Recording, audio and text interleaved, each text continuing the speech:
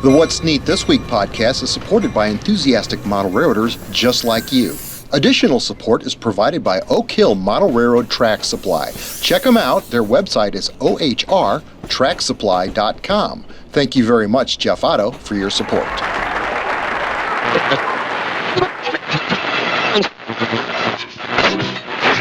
Whatever comes natural, just do what comes natural. But right now, let's shoot for 20 minutes. But if it goes 30, that's fine. I'm the most prepared I think I've ever been for any podcast tonight, and I don't know why that is, other than when I do my segment, it's going to be at least 5 or 6 hours of editing. Whew. So, are you ready for Daniel, you're opening it? Yes, sir. All right, guys. Here we go. Countdown. 3, 2.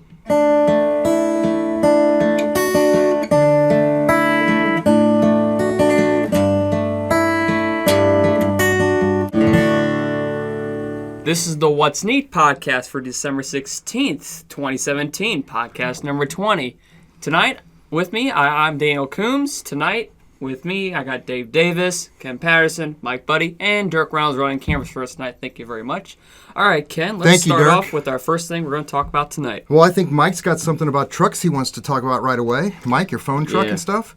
Yeah, last week we didn't get a chance for any close-up photos of the telephone truck that I made, so we're taking care of that now. But, this is the phone truck that you built, where you used that brand new vehicle from River Point Station, yeah, and just added a lot of detail. Cab swap. I put the Trident Chevrolet cab on instead of the. It looks great. All the little extra stuff to backdate it, yeah. And this is an older truck, Mopac maintenance away truck. I've got about 15 different Missouri Pacific trucks that I've done over the years. Yeah, let Dirk get in on that. This has a cab that I resin cast from the old Matchbox refrigerator truck. That's amazing. Yeah, and Dirk's on that tight. So that's not a Scotch tape window. No, that's actually a cast windshield from. I made a mold and used clear casting material, which was semi-successful. I had to do about 10 of them before I got a good one, but. Anyway, more on that in a nice few minutes. Idea there. Haven't you said this before, that to you it's all about the vehicles and the trains are almost secondary? Well, not really. It's about 50-50 for me. I like cars just as much as I like trains. I always have liked cars. 50-50, okay. And that's why I like auto racks so much, because I get to detail the car models as well. Right, plus you get the two to combine together in one. Right. Now, how about that great big auto rack that you built that we shot some videotape of, which I know I'm going to start running right now as soon as we start talking about it. That's that large scale, was that 1/18 scale? Well, it's 1/25 scale, which is a common model car scale. That is so beautiful. Now, how long did it take you to build this?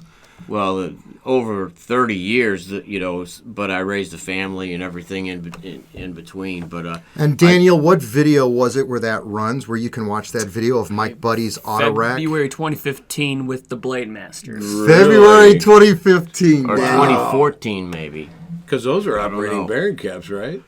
On that big one, on the 125th, I scratch built the trucks, scratch built the coupler, everything. The rotating bearing cap. I cannot believe I said that, but I did. Wow, that's running. Because you're smart. I'm pretty sure it's February. I thought it was 2014. Where'd you run It's one of the most magnificent models I've ever seen, and this is going to be the same size as your Verdi pack that you're building. Right. I'll bring that big auto rack in. I would love you to do that. Yeah. But we display it right up here. That is awesome.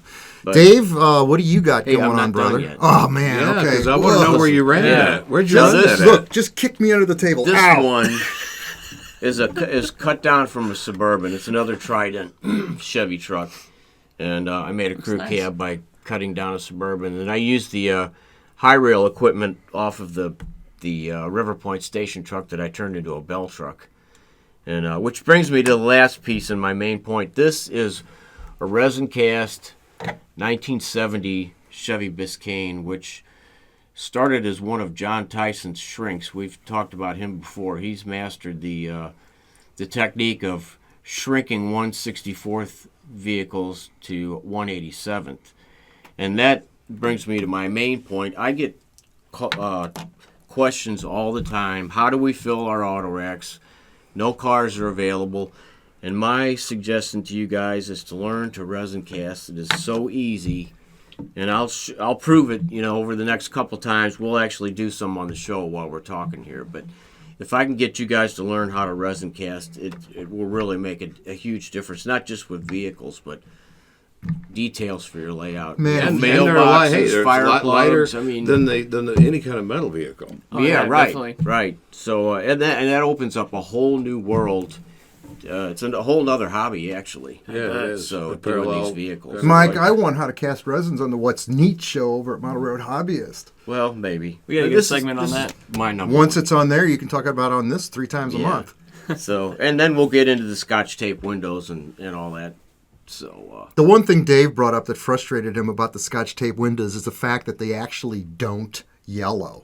Because Yeah. on his maintenance away equipment, the shot that I'm showing you right now of Dave, we've had it on 2 other shows, but check this out. This is that 2002 Walthers cover diorama, and Dave put all of his maintenance away equipment on it. And he had it all set up, and he was bummed out that the yellow tape didn't turn yellow. The Scotch tape didn't Yeah. turn yellow because he said maintenance away equipment, yeah, it turned yellow on him. Yeah. But remember those pieces? Well, it talk clouds. about some of those pieces. We're probably going to run this photo long, Dave. Talk about some of the pieces in that photograph. Well, most of them were done just out of just to do 1 or 2 articles just on aligning some track. And then when I got a hold of the guy at Custom Finishings, he lined me out with prototype pictures and all of the ones that he did. He gave me a deal on all the kits, and I went ahead and made it was only an 8-foot scene of replacing every ties and stuff, but the machines themselves were all little sub-kits. And you kind of go halfway between what the prototype is and what the model is, and you can get away with it because there's just enough going on with it, and then they don't look blank because they're put together as is, and you see article after article over the years, and it's just that machine itself, and it's very plain. Which there are a lot of modeling ugly is plain. But on those things, they have a lot of intricate stuff, and the colors are different because they weather differently. And I had like 15 pieces of it, and only maybe 4 pieces had the same color, including the all truck. those hoses you had to put on there to represent all the lines for the high pressure lines. Yeah, and he supplied all that stuff, and I didn't put them all on. You can't put them all on because there's just too many. Yeah. Man, I miss you build models like that because you haven't built models in a great many years He's now. back. I want to say, been a while. I'm glad Yeah, you're now you're back. back. Well, now what's nice is I can scratch build that You used to stuff. almost do Yeah. it like it was I don't a have job, to buy though. the kit now. I can scratch build. Because at the time you owned your business, your janitorial business, Yeah. where you were working and cleaning office buildings all over town with at your night. crew of people at Yeah. night. And so during the day, at least, you could be here and you worked on your models. You spent time with me, helping me with the Midwest Valley layout. Well, we spent plus, days together working. And plus, being able to talk to manufacturers during the day and finding out, Mm-hmm. I thought the Walthers catalog was everything. And then I started talking to some of these manufacturers and the catalogs that they had, and I go, they have nothing. There's nothing. There's so much out there. Right. I felt, my ego got like, well, you don't know anything. Look at all these. Then I found that tight lock coupler. Yeah. The right. dummy one. After I Right. carved one out and put it on my turbine and Yeah. all this, and then that guy had it the whole time. Accurate Industries out of DeKalb, I think the guy was. And then he turned me on to Right Away Products that had that frog that's an S-scale frog or something, code 55 or something, but it's HO scale. It's like code 85. Mm-hmm. And so I got that, was super detailed, and then you find out from this guy over here, and Right. then GHQ. Look at what he came out with. Yeah, there's so many smaller industries, especially nowadays with the 3D printing and And now with the casting computer and the internet, we can find them. Where Yeah, before, right. You really had to go ask questions everywhere, call Right. different hobby shops, and like Caboose has been Yeah. the best thing for me over the years because selling brass, finding brass. I went there first in 1977 with my mom when they were downtown. Yeah. And the next time I went there, Kenny and I went there, Right. and our wives and stuff, and then it turned out to be this unbelievable place to buy and sell anything you wanted. Yeah, I And visited there with you in 1996 when we went to visit Bob Schleicher. That was awesome. We flew out to see Bob Schleicher. We had a Yeah. light salad at a really nice restaurant out in Colorado, somewhere outside of Longmont. And then we jumped on a plane about an hour and a half later and flew back to St. Louis like it Yeah. never even happened. Yeah. And that was just normal life to me because at the time we had those flight benefits for Yeah, TWA. your wife, yeah. So We I went was flying to everywhere. every Boy. model manufacturer and every magazine that I could Those to were- start developing this from a hobby into a profession. And Which brings me to this question. Milwaukee modeler, W-I-L-W modeler, M-I-L-W modeler, 3 days ago asked this question, according to the YouTube feedback questions. And what it was a comment about what we discussed about working in the industry and the fact that Chris, in fact, did have a degree in graphics, which led to his assignment there at Microscale. And also the fact that you would probably have to relocate if you would move to one of these model manufacturers, because it's probably not something that can be outsourced, which I can tell you is a fact. If you work for Walthers or Bachman or any of the various given companies, they like majors, it. Yeah. They like it when you're in-house there to be able to handle everything. You know, can you imagine soundtracks if they were all working out of their own homes? It would be. Right. Yeah. I mean, and then the last thing he says is you're definitely not going to get rich in the industry. This isn't the type of industry where you get rich in. It's more or less your passion. And if you work for something that you really do like and you become very good with it, over time, money will follow. That's just how that works. This is a toy business. It's the toy business. And if you look at the dollar amounts in that, you can go to Cater Industries, and usually Bachman's numbers are all public. At Cater Industries, you can see how much it costs to run a train company. It's all there. It's not a secret. Daniel, what do you got going on? You've been working on stuff this week? Well, let's just say now that the holidays are coming up, setting up some 3 loops of O-scale equipment. Yes, O-scale, even though I'm H2-scale modeler, but of course the O-scale is large enough to where you can see it. Polar Express. I got an MTH Protosound 2 train set with a 280 consolidation in Anheuser-Busch livery. And then I've got another holiday tradition from Lionel, which of course is that well-known train company years ago. Right. So I'm just going to get started on that hopefully this week and finish up on it. And then hopefully Christmas morning, hope to get trains. So I see we got 1943 on the table here. This is one of 2 that are in the United States at this point. This is another, actually, this is made exactly like the production model will be made. It's got sound in it. We're supposed to shoot some video and still photos of it this week. Chris Palomares told me he wants a really dynamite picture. So I got on YouTube, found out all the locations where this is run so far, and so now it's a toss-up between the desert or the Midwest type scenery. And we've got a locomotive picked out. Korea Brass sent me their vacuum cleaner car. I just took it out of the box. I have not put it on the layout yet. I want to film it for What's Neat for February. And the very first time I take it around the layout, I want to be able to open it up and say, look what it picked up. I always enjoy walking around my layout from time to time over a period of months just to see what kind of cool details I can find along the main line. Because it's like these little models always seem to drop parts, just like the prototype does. Exactly. I would say. And this thing will suck it up. It's got 2 motors in it, a circuit board, the roof is all die cast. It's a sled. It weighs 5 pounds. I mean, it looks like it's DCC weighs right a here, lot. the circuit board. It is DCC. It is DCS. operated. F2 turns on the light, F1 turns on the vacuum cleaner, and we'll demonstrate all of this. I still haven't tested it, haven't run it, but thank you very much, Like the trucks are pretty Korea rugged. Brass, for sending this to I mean, to us. feel it though, it's got to have that weight to get all of that cleaning, and it feels a bit scruffy, like sandpaper a little bit. Yes. The only thing I could, when I did my my track cleaning set, and I had the thing that the sandpaper, and then I had the wiper. Yeah, and then I right. had like 3 wiper cars in back. Right. And then it was handy for when I painted my wheels because I just sprayed the whole set and just ran them out on the track. Yeah. Well, that was behind them. Right. So that was collecting all the paint. That way, when you saw the wheel, the wheel was only silver where it was supposed to be. Right. Nothing else. Remember that Nice. time you used to use rail zip?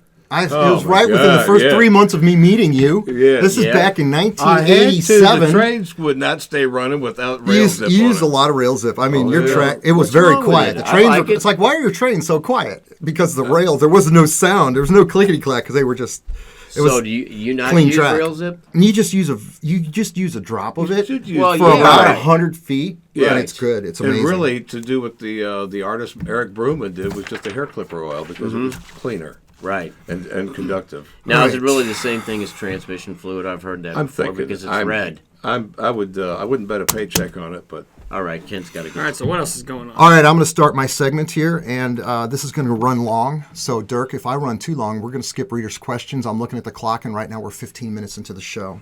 But I've just recently, today is Saturday, the time we're recording this podcast. Wednesday, Thursday, I had the honor of flying out to Denver, Colorado. Actually, Lakewood, Colorado is where I ended up at Caboose, that train store that we're all familiar with. It's known worldwide. And I got to tell you what, the last time I went to Caboose, Dave Davis and I and his wife and my wife flew out there took pictures of ourselves in front of the brass cases, Yes. and then drove home, as I recall. Yeah. Well, we had to drive home because of Yeah, well, so we drove home, and that was an experience, but it was one of those things where it was on my bucket list. So this time I was invited out to Caboose to interview all of the employees that work in the store so that we could create a video for their website. And it's going to be a very neat video where you actually get to understand and know each employee and what their interests are. And who could help you the best, I guess. One on of the this most interesting, there were so many good interviews. Kevin Rouble gave me an interview that's going to run on the website. Now, Kevin Rouble is a proprietor, the owner of Caboose, the hobby shop, train store. And Kevin is the most magnificent businessman. I mean, I used to buy and sell houses for a living. I've met the best sharks in town. I know businessmen when I meet them. And I know all the different types. I've seen them. But Kevin Rouble is a man that is honest and cares more about his employees than the bottom line, which is very rare. You see that on Marcus Lemonis on that TV show that runs on CNBC, where he cares more about the feeling of the individuals he's working with sometimes than the bottom line. And that's Kevin Rouble. It's an amazing trait that he has, and he used it when he owned a railroad, and it paid off dividends for all the employee owners of that railroad at the time, as he tells us about in his interview. It's the most fascinating interview. It should run on the Business Channel. We're all going to learn a lot from Kevin Rouble's interview. But as I went through the store, guys, the Athearn stuff on the shelves was just amazing. There had to be 5, 10, 12 of every road name, of every locomotive. Wow. Just aisles of this stuff. Sound on one side, and then the Model T fire trucks on the Model T cars, they had those in stock. They had rail crew switch stands, a product that Rapido makes, and they built a really nice display for it. And they're pretty neat kits. That's a sleeper that I didn't even know existed until I went out to this hobby shop. I mean, seriously, it's got to be 10,000 square feet or maybe 8,000 square feet of nothing but trains, no RC cars, no crafts, N scale, O scale, HON3. You name the scale and it's there. When I stood on a ladder and I looked around the store, I felt like I was looking at Walthers' warehouse, except for this place was straightened and clean and everything was meticulously displayed. The Trainworks makes N-scale stack packs, Mike, and I saw those in there. You talked about those. Do you remember that in a podcast last week and the week before? Yeah, I was working on those today. And their N-scale department, speaking of that, had so much N-scale that I absolutely could not believe how much N-scale was in there. I have never in my life, it's not like the old Caboose. It's clean, it's open, it's fresh, and everything looks absolutely fantastic. Z-scale too? They have Z-scale, yes they do. Okay. Now, I interviewed a couple of layouts for the upcoming What's Neat shows, and one of the layouts that I interview on was an ON30 layout by Gerald Stiles. He gave me a really good interview. Thank you, Ed Dressel, for helping me conduct all of these interviews and bringing your tripod so I didn't have to fly there with the equipment. Yeah. It was very helpful. Plus, huge. Ed held the camera for me for all these takes and helped me set it up, just like you always do, Dirk. Ed's very good at that. So thank you, Ed Dressel, for helping with that. I also looked at Leighton Moreland's layout. It was an HON3 layout that fit in his studio-size apartment. It was just the perfect size layout for HON3 because they run so slow that when you've got a layout that's, manageable of the size that his is, it still seems like it takes forever for the train to get around it. I also saw Patrick Tillery's S-scale layout. Absolutely beautiful PBL. I mean, Jimmy Booth and Bill Peters would be proud to see this layout. The next time I fly back out there, I'd like to shoot some video for the What's Neat show for that segment. I feel like I'm missing out on a lot out there. Dude, I ran into two guys. Ed could get some of that footage. I ran into two young men that work at the store that are your age, and they had your enthusiasm. He has two Daniels on his staff. So two clones of among all the wonderful employees that I interviewed that he does have on his staff. For example, Matt Adamski, an absolutely wonderful guy, has a great smile, and he likes the Canadian National Railroad. He was a conductor on that railroad for 3 years. I mentioned Leighton Moreland with his HON3 layout, and he's going to open up the February What's Neat show when you do that part where the February What's Neat show starts right now. So, Leighton, thank you for that clip. Gerald Stiles, I said, had the ON30 modular layout set up that was very, very nice, a nice layout. He's going to be featured in the February show with a good long segment of about 8 minutes long.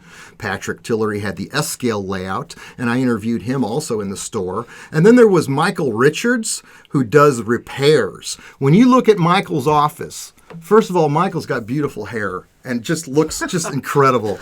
But when you stand there and look at his office, it looks like a safe deposit box because all the parts and repair pieces go all the way up all 4 walls to the ceiling, and the ceiling is probably 17 feet high. Oh, my God. It's absolutely amazing. Every It's a single dream plastic shop box is what it is. from the Home Yeah. Depot for the last year just got sold and went into that room. Now, another layout, another person that I talked to and interviewed, another great employee was Paul Arnett. What a great guy. This guy is another Daniel. He models an HO, ON30, 3-rail, and he has plans in his future to buy an actual real locomotive because he likes trains just that much. Well, and that's not foreign. We've seen that in Private Varnish in the various magazines, or we've seen it down here at Union Station with all the guys that own their own equipment down there. It's amazing. So Paul Arnett is another Daniel. I think he was 19. If I'm Yeah, so mistaken. he's If I'm around my mistaken on your age, Paul, I'm sorry about that. Now, Lori Adams. Now, she's a lot into management, and I interviewed her. She did really nice decoupage, coasters, memorabilia train type stuff. Very, very smart and respected management. David Clare. Now, he's the guy that signs the checks. David Clare gave me a great interview, and on his business cards, it says that he is the counter of beans. So they truly have a sense of humor. Not only does Kevin Rouble care about people, but they have fun every day they go to work. And that came through on the interviews because more times than none, every person at the end of the interview sort of concluded it with, I love going to work every day. Boy, isn't that nice? Now, Matthew You know what? Lonnie. And it's essential, and that's probably the secret. It's been that way for a long time. Each time I went in there, I had no problem finding help, getting help, but not being bugged. Oh, you'd that love- that was the consistent thing I noticed about the place. You would love the new store. Now, Matthew Lonnie also said that his father got him into trains by giving him a Rio Grande locomotive for the first time. We conducted that interview in the Brio area of the store.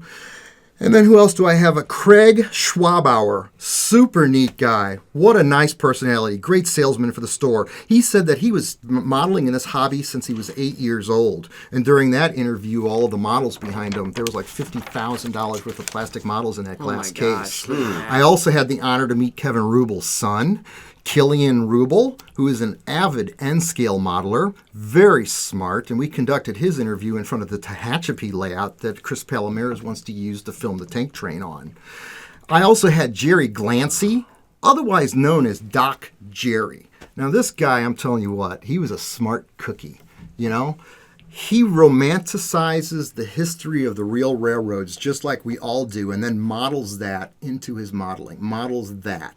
You know, Much like what you do in your ad shots. absolutely. The guy was wonderful. And of course, as you walk in the store, you immediately meet Einstein and Diesel. That's the shop dogs. Just two wonderful pets. I know I've got videotape here of Diesel. And the last thing I want to talk about on that trip, well, there's actually a lot more, but Joe Weiss was a customer that walked into the store. He designs car dealerships for a living, had beautiful blue eyes. I mean, just a really handsome fellow. He smiled a lot. And because of that, I got him to do a segue for me for the February show where he sits there and says, "You're watching What's Neat." So I was really appreciative of Joe for playing along with But that. didn't Ed designed West County Volvo, didn't he? I don't know about what Ed Ed did, but Dressel, this guy he said did he's some- doing 3 Porsche dealerships right now, and he had an extreme great story to tell. There wasn't an individual out there I didn't like. I mean, Kevin has got a great crew, and as you will see from his videos, when you see his interview, you will see how he plans to take very good care of his employees. Just like when he sold his real railroad that he used to own. He took very good care of those employees. The only thing I can close with on this segment was after Kevin went to sleep, it snowed about 3 inches. So I went out back on the patio and enjoyed a few cigarettes and just relaxed after shooting all of those videos that day, and literally sat there for 2 hours among the mountains up in this beautiful log cabin home, just a beautiful place. and just enjoyed listening to snow fall. So for the very first time that I've gotten seriously out of the basement since Indianapolis, I can say it was a great 48 hours, very educational. Caboose Hobbies is going to be absolutely one of the most premier shop in Caboose train store. Yeah, did I just say Caboose Hobbies? You have no idea how many takes we did. 14 Another dollar takes. in the jar. No, I'm not kidding you. When I was interviewing, I was doing the interview on the very first interview that I did was Matt Adamski, and I got it right for this podcast, but it took 14 takes for me to get it right. I love your name, and I will never forget it, Matt, and you know that's true. Locked in your head, huh? It's the fact. I loved my trip out there. Thank you so much, and we are looking forward to working with you in the future on future videos for your website. I know I'm looking at 5 minutes left. Dirk, go ahead and launch into readers' questions. It's all yours. All right, here we go. Your first one is, hey, Ken, this is from Andreas B. This was another awesome show. You and your friends are so deep in the live hobby. Keep on going, so on. Even hobbyists need to go further with his skills. Question. You prefer to build your segments only with foam. Would you do this too for a train show module arrangement? Because in our small group, we build our modules with multiplex wood, and so the modules get very heavy. Yeah. Advice. I would say, definitely styrofoam was the way Foam, to go. like lightweight, Put right? something on the side that makes it rigid, like Ken does with the. That's what we're doing with some of the With the, Fremo. you know, Yeah, look how it's been holding up in sunlight and in high heat. I think he's talking about an actual modular layout. Would you build it the way I build my layout? And I sure would. It would somehow have to have legs under it, so you're going to have a table of some type. And I imagine that your table, if you do it that way, is going to be its own platform where the module's simply going to sit on top like mine do. So that way they will just connect together. If you can set up a modular layout at a train show where you got nothing but a flat top, and then you tell all the group members what the dimensions of are the top of are, then they can design their own modules, 3 layers thick, 15 inches scale, or 15 feet scale per each layer of foam, which is 2 inches, 15 angel scale feet. You figure out the math on that, it gives you all the bridges and dips that you mostly need unless you're planning a canyon, and now you're going to reformulate that old bench work. Exactly. But the fact is, Or what he's that saying would table, work. Or the tables that you go for. And we're going to prove that further. I showed you the N scale layout last week on the podcast that we're building, which does go together. I put 4 magnets in it. It just goes pop, clips right together beautifully. The next thing, part 2 of that segment, is to make a full-size module. Okay, And then show that they can connect together with magnets. Correct. Yeah. Okay. So, Dirk, does that cover it? Next question. I believe so. Here we go. Hello, this is Brian Falke. I'm currently active duty, and I move around a lot due to my job. Thank you for your service. Thank you for your service. Indeed. So having a layout isn't a realistic thing to go after, so I use removable track like Easy Track. But I'm curious if you guys recommend any type of removal track. I have been thinking of Kato Unitrack, but it seems like a big price tag for it. Well, I would honestly say Bachman Easy Track. That's how I got started. It's cheap. It works. You know, it's rugged. Schaefer's It's Hobby rugged Shop. enough. Yeah. I mean, They sold millions of dollars of that material, and it works. I mean, the crossovers that I saw at Caboose Hobbies, I think they were $88. Yeah. I want to say that might not be considered cheap, but they also had DCC switch points that automatically switch, and you can control with your controller. Really? So there's a lot of technology in Easy Track that a lot of people don't know about. Yeah, when you so see that it, it would, looks like plain old track, but every one of them switches are able to be used And with I'm your guessing cell if phone, he's your got what Wi-Fi, he's your got, DCC then he's system. probably got DCC I would, stuff. so. Look, there's nothing wrong with Kato either. It's the same stuff that Blackstone uses to make their HON30 track, and I use that for their layout, and it worked really well too. Dependable as So you switch can't go points wrong. Lifelike used to make Easy Lock, which is owned by Walthers now. I think they still make that. Yeah, they do. You can't go wrong. I mean, but on the other hand, at some point, because it's temporary, I see your point. You don't want to have to, Yeah, what's going to pop back together and go right. together without breaking all the time like this? Dirk? David Still mentioned, basically, you just covered the N-scale track Yes. and the N-scale module that you're building, and he wants to know, are you ever going to hand lay your track at N-scale? No. No way. I did it. Does in anybody HO. do that? I did it on the Midwest Valley Models in HO. And it I'll took tell you what, 5 you'd be weeks to lay the surprised. yard. So Ensco could take Some a of I the ain't doing guys it. that do I'm not some doing of the N scale, Just you experiment with it couldn't and see how it tell. works out. You couldn't tell that they're using spikes. And they got a little wire for they redo the grab irons, they redo everything, and you can't tell. That's that's some something detail. else. How many more you got, Go Dirk? We're coming up on 35 rail exactly stuff. 30 minutes and 10 more seconds. How many more you got, Dirk? Yeah, we got 4 more. So here's a quickie. Just give me some quick ones. Daniel, quickly on your DCC system from Nick Pinto. Okay. He's considering systems. What does he consider? I read that question too, Daniel. Daniel the last time said what? The Zephyr? Yeah, Digitrack Zephyr Extra DCS 51 command station, 3 amp. But I'm sorry, go ahead. Quick setup, and 2 wires to your track, power supply, and you're good to go. We always say the same standard answer on the show because, quite frankly, I don't know every single one that's out there. Once we get the Loc Sound Wi-Fi system, which is going to be a complete command control station That I should demonstrate. that we're going to learn about. We learn about NCE ourselves. We learn about Digitracks, which we know pretty well because we've been using that system for over 17 or 18 years. What do we say on that? We said the Bachmann system, the Bachmann Easy Easy Command system is probably a very good way to go. Also, if starter you're level. a novice and you don't want to put a lot of money into it, $50 or $75, even at a swap meet, you can find those things used now for $30. So you can't go wrong, but I can't suggest one over the other because I've actually not used every one. But at some point in the next 12 months, I'm hoping that we will. And then at that point, we're not going to give a definitive answer because they're all probably going to be good. There's not a bad one out there. Put it that way. I've never seen anybody on the internet say, oh, this DCC system doesn't run my train. Right. Okay, so they're all good. They're all interchangeable. Go, Nick. Triton Lee. Basically, his question is running around that he's got older locomotives because, budget guys, we got to buy it cheap. Or, Yeah. Yep. We're on a budget. We can't afford a lot. So he'd like to see something maybe on what's neat about installation of an LED and DCC upgrades for Athearn Blue Box. I can do that. Go ahead, because I was just sitting here old thinking, Catos. I don't want to. I don't want to do it. Yeah. I know what it's. I just put some LED lights in something the other day, and it worked. It's easy, but some of those ditch lights why are you have- really difficult. Oh, to you know figure who out. would be good for that? Steinman. Yeah. Oh, God, Steinman yes. would be And tricked I for understand that. Joe Steinman's going to be coming. I thought he was coming here tonight, actually. But Oh, I've yeah? heard rumors that he's going to be coming here. So, Joe Steinman's coming here because Ed Dressel's coming here for next week's podcast for Christmas. See, So we'll have Ed Dressel. We're going to have a full crowd next week for the podcast. All right. Because he was looking at my maintenance. We're done waste with stuff, questions, trying to Dirk, figure because how we're to out of time, motorize and the it. more minutes we go means another hour for me to edit for every minute. So we're past 30 minutes. We've got some motorcycles and vehicles from England that I am going to talk about on next week's podcast. Also, the pamphlet up there. Which correlates with that. We'll save that for next week. Yep. We've got the microengineering track display. Go over to it real quick, Dirk. That's going to be featured on the I don't even remember. February What's Neat show. Is it February? No, it's January. I just finished it. January's What's Neat show.